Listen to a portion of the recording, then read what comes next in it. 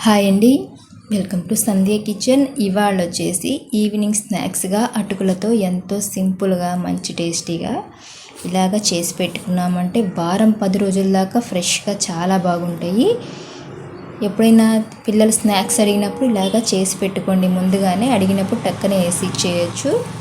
ఇప్పుడు ఈ అటుకుల స్నాక్స్కి మనం ఏం చేయాలంటే ముందుగా గ్యాస్ ఆన్ చేసుకుందాము. పెద్ద కడాయి కాకుండా ఇలాగ చిన్న కడాయి పెట్టుకోవాలి. ఎందుకంటే పెద్ద కడాయి పెట్టుకున్నామంటే ఆయిల్ అనేది ఎక్కువ పడుతుంది కాబట్టి చిన్న కడాయి పెట్టుకోవాలి. ఈ కప్పుతో నేను 1 కప్పు దాకా అటుకులు తీసుకుంటున్నాను. ఇప్పుడు స్ట్రైనర్ తీసుకుంటున్నానండి. మనం డైరెక్ట్గా అటుకులు వేసామంటే తీయటానికి కష్టంగా ఉంటుంది. అందుకని ఇలా స్ట్రైనర్లో పెట్టుకొని వేయించుకుంటే మనకి తీయటానికి కూడా ఈజీగా ఉంటుంది. ఆయిల్ అనేది బాగా కాగిన తర్వాత ఈ అటుకులు వేయించుకోవాలి ఆయిల్లో. అప్పుడే బాగా కరకరలాడుతూ ఉంటాయి అటుకులు. ఇవి వేగిన తర్వాత మనం ఏ కప్పుతో మనము అటుకులు తీసుకున్నామో 1/4 కప్పు దాకా పల్లీలు తీసుకున్నాము. ఈ పల్లీలు కూడా సిమ్లో పెట్టి బాగా వేయించుకోవాలి, లేదా పచ్చిగా ఉంటాయి. సిమ్లో పెట్టి అటు ఇటు తిప్పుకుంటా వేయించుకున్నామంటే ఇవి కూడా కరకరలాడుతూ బాగుంటాయి తినేటప్పుడు. ఇవిగోనండి, ఇలా వేగిపోయాయి కదా.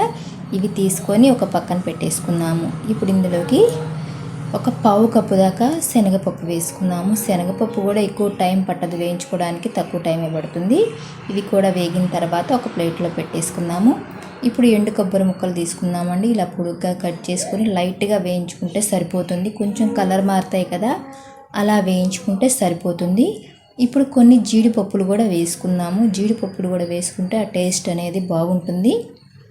ఇవి కూడా కొంచెం కలర్ వచ్చిన తర్వాత వేయించుకొని పక్కన పెట్టేసుకున్నాము. ఇప్పుడు ఇందులోకి ఒక 5-6 చిన్నులపాయ రెబ్బలు, ఈ చిన్నులపాయ రెబ్బలు వేయించుకోవాలి. లైట్గా కలర్ వచ్చేలాగా వేయించుకోవాలి. ఈ చిన్నులపాయ రెబ్బలు వేసుకోవటం వల్ల ఈ అటుకుల స్నాక్స్కి చాలా మంచి ఫ్లేవర్ అనేది వస్తుంది.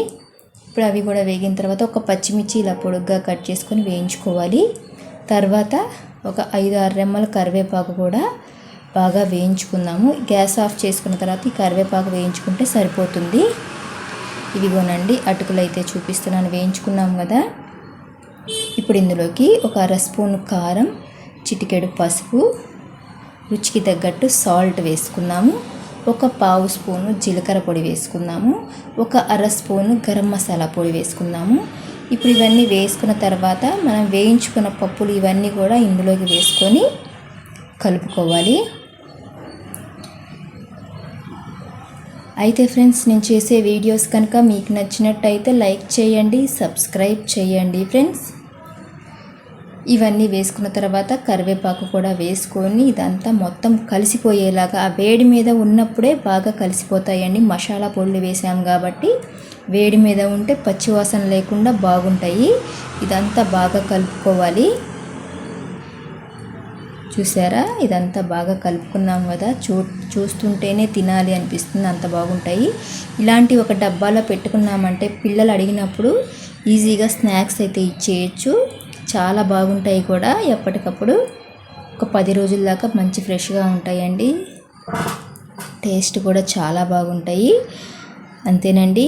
ఈ వీడియో కనుక మీకు నచ్చినట్టయితే లైక్ చేయండి, షేర్ చేయండి, కామెంట్ చేయండి, సబ్స్క్రైబ్ చేయటం మాత్రం మర్చిపోకండి.